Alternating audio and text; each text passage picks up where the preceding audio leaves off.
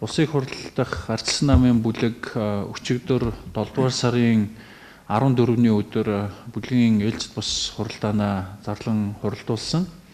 Ингээд та бүхэн мэдж байгаа Монгол Улсын түүхэнд бас анх удаа шинэ парламентын бүрэлдэхүүн наадмаас өмнө тангараа өргөсөнтэй холбогдуулаад бид бүхэн бас ажлаа хурдвчлах, яарвчлах, за ялангуяа сонгуулийн кампани ажлын үед ардчилсан намаас дэвшүүлсэн Монгол хүн хөтөлбөрийн хүрээнд хийгдэх энэ бүх ажлуудаа бол бас түргэн шуурхай эхлүүлэх үүднээс шинэ парламент, шинэ засгийн газрыг байгуулах энэ үйл ажиллагаануудаа одоо хурдлаа, яарвчлаа, шалгуулж ажиллая гэсэн энэ одоо зарчмаар ажиллаж байгаа. Тийм учраас бас наадмын хэдийгээр амралтын өдрүүд үргэлжилж байгаа хэдий ч өчигдөр Бямбарагт Улсын их хурл ардчилсан намын бүлэг бүрэн бүрэлдэхүүнээрээ хуралдсан.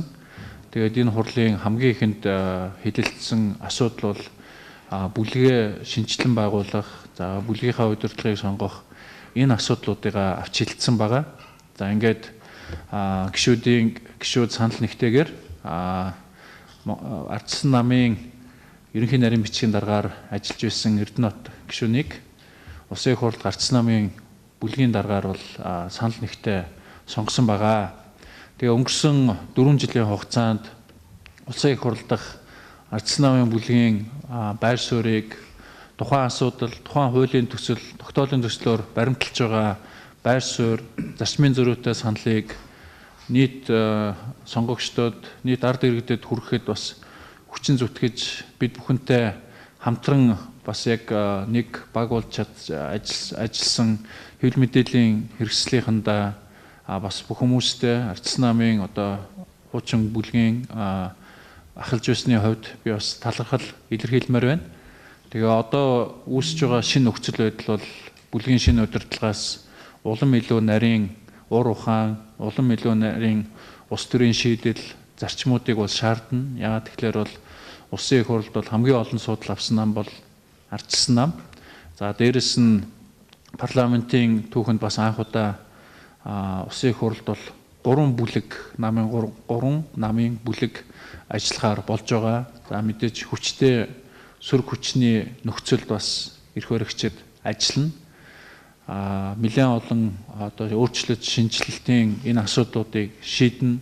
Өөрчлөлтийн гол асуудлууд бас парламентээр шийдэгдэнэ. Тийм учраас энэ нарийн торгон жолоон дээр, энэ нарийн торгон ирмэг дээр бол ажиллах ардчилсан намын бүлэг, энэ бүлгийн шинэ удирдлагыг та бүхэн бас урдах шиг дэмжиж ажиллана гэдэгт эргэлзэхгүй байгаагаа илэрхийлэхийг хүсэж байна. Ардчилсан намын бүлэг зохион байгуулагч үндсэн 3 асуудлыг хэлсэн. За эхний асуудлын талаар сайхан бэлэг дараа хэлчлээ.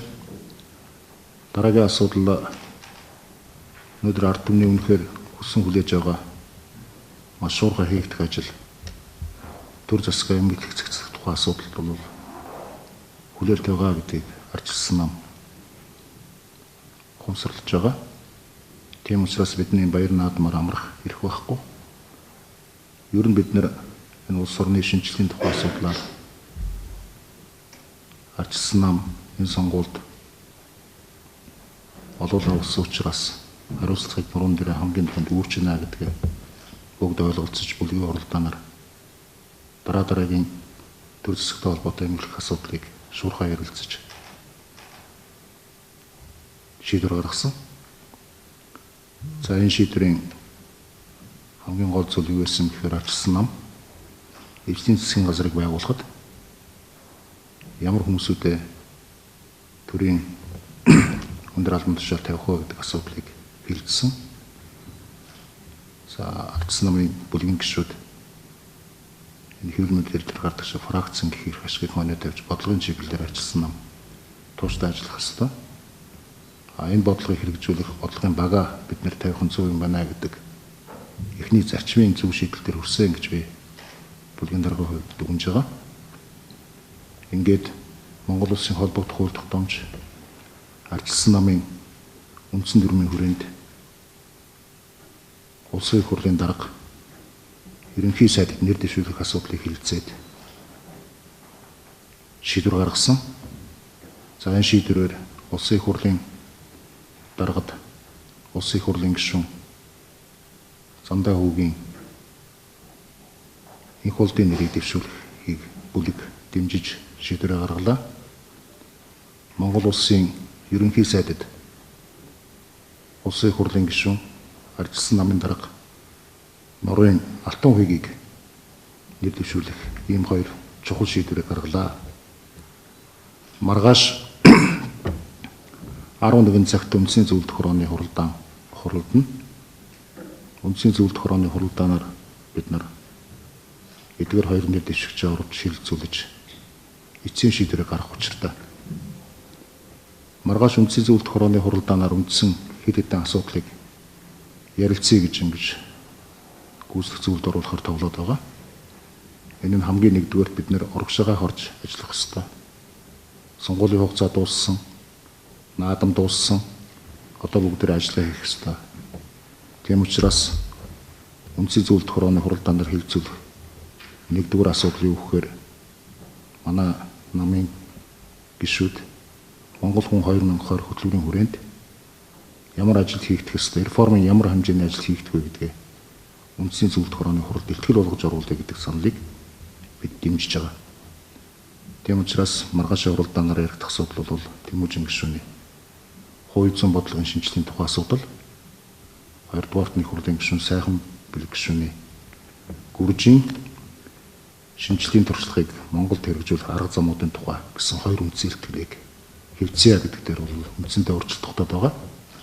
За энийг манай гүйцэтгэх зөвлөл ярилцаад хэлцэх асуудалд оруулах байхаа гэж найдаж байна. Дараагийн асуудал мэдээж улсын их хурлын дарга ерөнхий сайдад нэр дэвшсэн хоёр хүнээ хилцэж тодруулж баталгаажуулах асуудлыг хилцэнэ. Бас нэг хүмүүсийн сонирхол татаад байгаа асуудал намын дарга хэвлэл мэдээлэлээр мэдээлсэн байгаа.